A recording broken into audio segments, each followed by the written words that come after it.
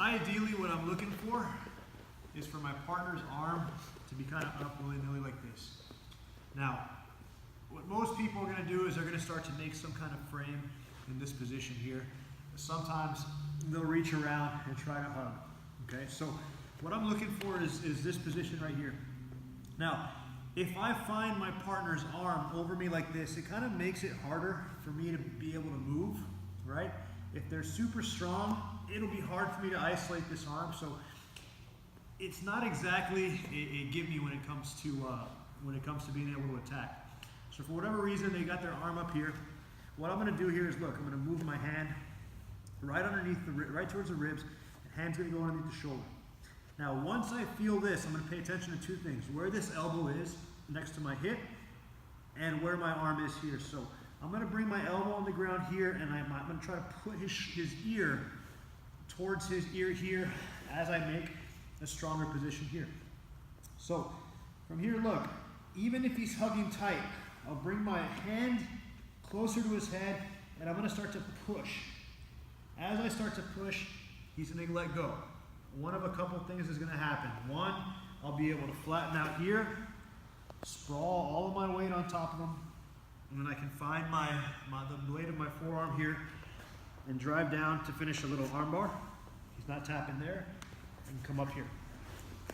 Another thing that might happen is as I go this way, Brian realizes he's in trouble, so he's going to get this hand on the mat, elbow on the mat. He's going to try to turn into me.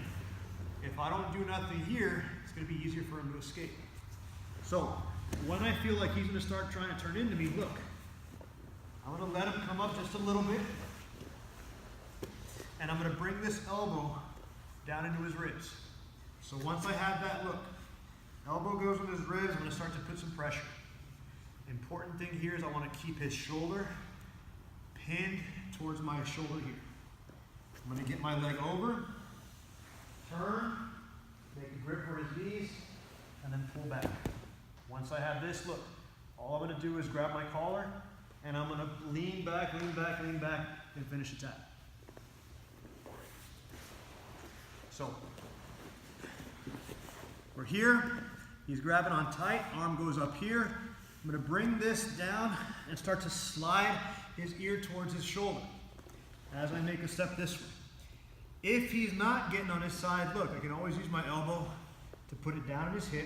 And when he feels that, yeah, look, he's going to want to get out of the way. Now I can adjust my base. Once I adjust my base, look, elbow goes in here. Once I adjust my base, I'm not going to turn and spin all the way. It's a little bit too complicated. All I'm going to do is just sit right about here. Now I can reach. Once I reach, look, I'm going to pull him perpendicular.